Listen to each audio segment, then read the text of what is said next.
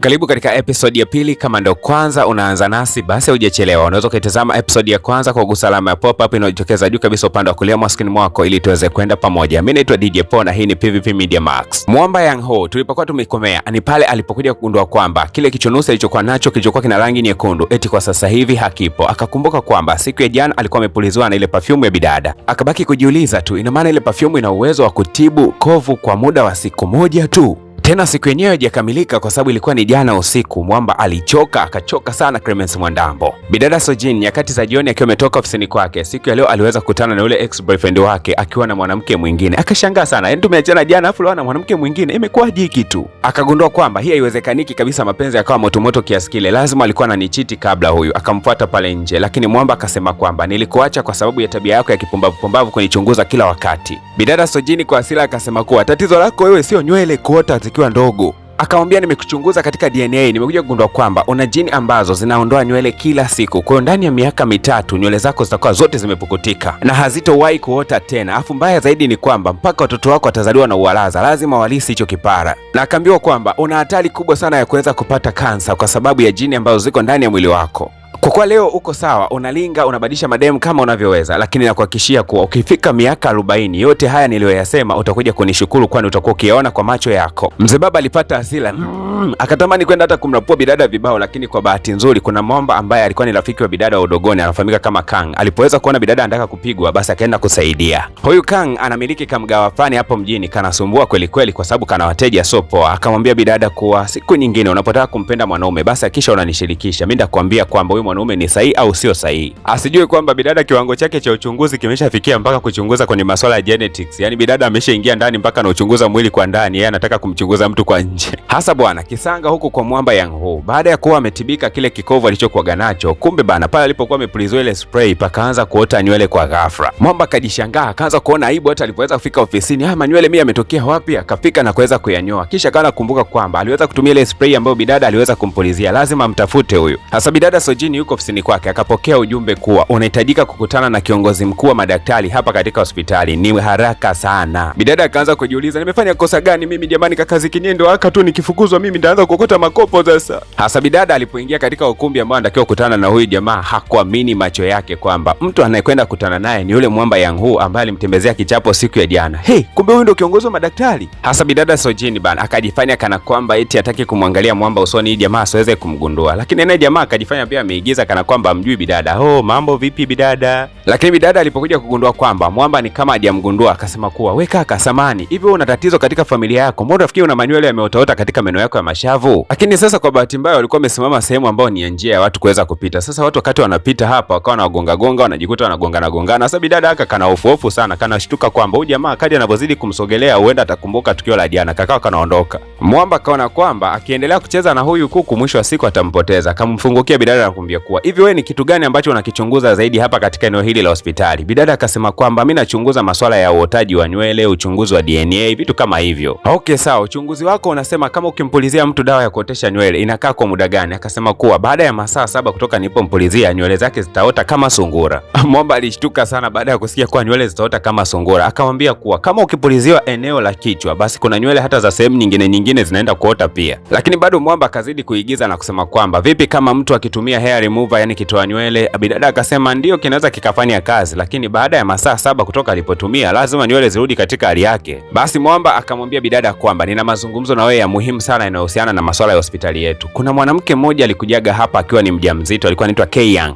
Huyu mwanamke tuligundua kwamba ana changamoto katika chromosomes zake, yani kana kwamba mtoto wake atakapokuja kuzaliwa atazaliwa akiwa si wa kawaida. Na tena si kuzaliwa tu, bali hata kuzaliwa kwenyewe ni changamoto kwa sababu mtoto anaweza kazaliwa akiwa amekufa. Yani kuna mawili katikati ya hayo mambo niliweza kukwambia. Mwamba akasema nimemwalika daktari mmoja anafahamika kama Jiang Qiang. Huyu jamaa atakuja kumtoa huyo mtoto kule tumboni, hatakiwi kabisa kuweza kuzaliwa. Lakini bidada Sojin akakumbuka kwamba kuna mwanamke mmoja ambaye alipitia kesi sawa kabisa na hii ambayo anaipitia huyo mwanamke K Yang. Akasema kwamba nakumbuka akakumbuka kuna mwanamke mmoja amewahi kujifungua mtoto, japokuwa aliambiwa kwamba mtoto huyo ataishi kwa siku moja, ila bado alimfanyia birthday yake. Mwamba Yang-hu alielewa nini ambacho bidada anamaanisha. Bidada alikuwa anamaanisha acha mtoto azaliwe waone nini ambacho kitakwenda kujili, lakini Mwamba akasema katika hilo hapo mimi nimeamua kwamba huyu mtoto anatakiwa atolewe kabla hata ya kuweza kuzaliwa. Na Mwamba Yang-hu akaongezea kwa kusema kwamba mama yake pia ana changamoto, kama akipata stress hiyo ya kuweza kujifungua, lakini akapata stress nyingine ya kuweza kumpoteza mtoto wake, basi tunaweza tukampoteza yeye mwenyewe. Kwa hiyo si vizuri aweze kumuona huyo mtoto wake. Kwa sasa hatuangalii hisia ama nini ambacho tunataka kukiona baada ya hapo. Tunatakiwa tuangalie usalama wa mwanamke huyo kabla hata hajaweza kuingia katika matatizo. Lakini Mwamba wakati anaondoka akakumbuka kwamba hajamalizana na swala la nywele. Ikabidi kumwambia bidada, nipatie namba yako haraka sana. Asa bidada Sojin nyakati za jioni kama kawaida yuko kutafuta wachumba mitaani. Akachukua mbwa mmoja hivi akamnusisha perfume, akasema kuwa nitafutie mtu ambaye ananukia perfume kama hii. Kama mwanaume yupo ambaye anapenda perfume design hii, huyo ndio ambaye naendana naye. Basi kale kambwa bana kakakimbia moja kwa moja kakamfuata mwanaume fulani hivi. Jamaa mmoja hivi toru namna fulani hivi anavyoonekanika amazing. Alipoweza kugeuka akashangaa kuona kwamba ni yule rafiki yake udogoni anayefahamika kama Kang. Lakini bidada akamsogelea Mwamba na kwenda kumnusa. Akagundua kwamba mbona huyu hana perfume? Sasa mbwa kwa nini amemfuata huyu mtu? Lakini wakati bidada anataka kuondoka akawa amepewa kialam fulani. Mwamba Kang akamwambia bidada kuwa kama utapitia matatizo ama changamoto yote ile, mimi alam nitagundua wapi ulipo. Bidada kila akimtazama Mwamba anagundua kwamba jamaa anamjali sana. Yaani anajali mpaka anajali tena. Lakini ghafla akashangaa kuona kwamba kumbe jamaa anamjali kila mtu, kwa sababu kuna ombaomba mmoja hivi alikuwa ameanguka sehemu hiyo, jamaa akaanza kumnyenyua. Hasa siku ya kesho yake Mwamba Yang-hu akaenda kukutana na yule mwanamke mjamzito, akamwambia kwamba kama ukiendelea kubeba ujauzito huo, basi hali yako ya ugonjwa inaweza ikawa mbaya zaidi na mwisho wa siku utajifungua mtoto ambaye ana shida ama kupoteza maisha. Na Mwamba Yang-hu akamuuliza mwanamke huyu kwamba unadhani maamuzi sahihi ni yapi baada ya kuweza kueleza hayo yote. Mwanamke huyu akasema kwamba anahitaji muda wa kufanya maamuzi sahihi, na jamaa akamkumbusha mwanamke kwamba hakikisha maamuzi sahihi yasiwe ya kuweza kuzuru uhai wako.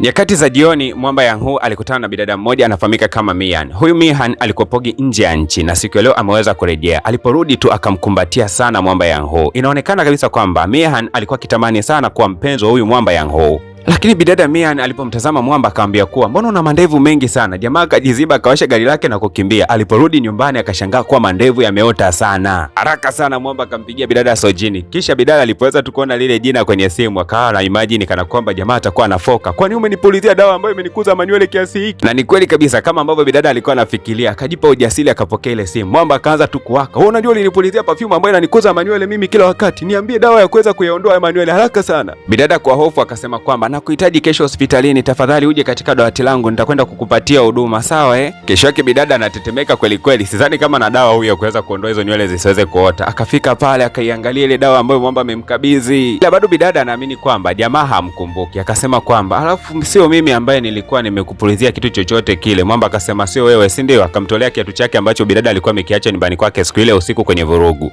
Jamani, kumbe ni kweli jamani, pole mkaka watu. Sasa mbona umezificha nywele zenyewe hata sizioni? Mwamba akavua haraka. Ile bidada kumuona Mwamba akiwa na nywele hizo hapo akamsogelea akaanza kuzigusagusa. Jamani, nywele zenyewe laini. Mwamba akasema hebu bana usinitilie mawenge mimi hapa, nimekwambia nataka uniambie tiba hii dawa. Basi bidada akasema sawa, nitakwenda kufanya uchunguzi kugundua namna gani naweza nikazitoa hizo nywele. Ukisikia Mwamba kichwa kilimuuma ndio hapo. Akamwambia kwamba ina maana wewe una dawa ya kuweza kuleta nywele ila hujui dawa ya kuweza kuondoa? Mungu wangu nimekwisha mimi. Bidada akamwambia kama nimeweza kuziotesha sishindi kuziondoa, kikubwa nitakiwa nikufanyie DNA test niweze kujua DNA yako imekaa vipi, ndagundua tu namna gani ya kuzitoa. Basi akamfungua Mwamba mdomo akachukua visample fulani hivi vya mate ili aweze kwenda kuvichunguza aweze kugundua DNA za Mwamba. Lakini mdani ulikuwa na joto sana. Bidada akawa anaelekea dirishani kwenda kufungua dirisha, lakini akawa hana nguvu kabisa za kuweza kunyanyua ile dirisha. Mwamba kaenda akamshika mkono bidada. Kinamna fulani hivi ni kama ilimtisimua sana bidada, yani kimoyo wake, yani akajikuta tu Mwamba anaweza kumfungulia dirisha kiuraini. Namna alivyokuwa akimtazama, huyu kaka ni mzuri. Mwamba alipogundua kwamba ni kama kabidada kameanza kudata naye hivi, akakaambia kuwa nakupa masaa 24 huo umetafuta dawa ya kuweza kuondoa hizi nywele, la sivyo nitakufanyia kitu ambacho sio kizuri kabisa. Lakini nyakati za usiku zilipoweza kufika, Yang-hu alienda kumtembelea mama yake, akamwambia kuwa mama, naomba tukashiriki chakula cha jioni kule nyumbani kwangu. Lakini mama mtu akasema kuwa siwezi kushiriki chakula cha jioni mpaka baba yako au amesharudi. Mama alipoiongea kauli hii, Mwamba Yang-hu akakumbuka maisha yake ya udogoni, kipindi ambacho yeye alikuwa akitembea na alikuwa akikanyaga vyupa vya pombe. Akakumbuka maisha hayo ya zamani yalivyokuwa, na mama alimpigia magoti mtoto wake akimwambia kwamba kuanzia sasa hivi babako atarudi tena nyumbani, sawa? Tutaishi kwa amani sana, babako atakuwa arudi nyumbani. Inaonekana kwamba baba yao alikuwa akiwatesa sana. Hasa hii kauli ya mama ya kusema kuwa siwezi kula chakula mpaka mume wangu atakaporudi ilimchanganya kweli kweli. Akaelekea katika kijimgawa fulani hivi hapa mtaani mtaani cha ule mwamba Kang Ho ambaye ni rafiki wa udogoni wa bidada Sojin. Hasa mwamba Yang Ho akawa anamuuliza huyu jamaa anayefahamika kama Kang Ho, akamwambia kuwa hivi nini ambacho kinatokea pindi ambapo mtu ameanza kujali juu ya mtu mwingine. Kang Ho akasema kwamba kama mtu ameanza kujali juu ya mtu mwingine, basi huyo mtu mwingine ataanza kujali pia juu ya huyo mtu. Kwa lugha nyepesi ni kwamba watu wanaojali mtu mwingine anasababisha mtu mwingine aweze kumjali pia. Basi mwamba Yang Ho akamshukuru sana huyu mwamba anayefahamika kama Kang Ho, akamwambia kwamba asante kwa ushauri wako. Kuna jambo ambalo limenichanganya sana siku ya leo, naamini kwamba nitakwenda kulipatia ufumbuzi siku zijazo. Bwana, sasa yule mwanamama aliyekuwa ameomba muda aweze kujitafakari juu ya ujauzito wake, siku ya leo alipokuwa anakuja hospitalini kwenda kukutana na huyu dokta, akawa anafikiria namna ambavyo anatazama wanawake wengine wajawazito, akaona kwamba ni kwa nini yeye aweze kukubali kutoa ujauzito wake. Lakini huyu mwanamama alifikiria kufanya maamuzi fani ya ajabu sana na magumu kweli kweli. Unadhani maamuzi gani ambayo mwanamama aliweza kuyafikiria? Tukutane katika episode ya 3. Nikumbushe tu kwamba gusa alama ya kulike mbao tufikishe like 100 tutoke na episode inayofuata. Lakini wote tunakumbuka kwamba bidada Sojin pia alipewa masaa 24 kuhakikisha kwamba anamsababisha mwamba zile nywele ziweze kuondoka, la sivyo atafanyiwa kitu kibaya. Ni kitu gani kibaya ambacho alikuwa ameandaliwa, na je bidada atafanikiwa au hatofanikiwa? Tukutane katika episode ya 3.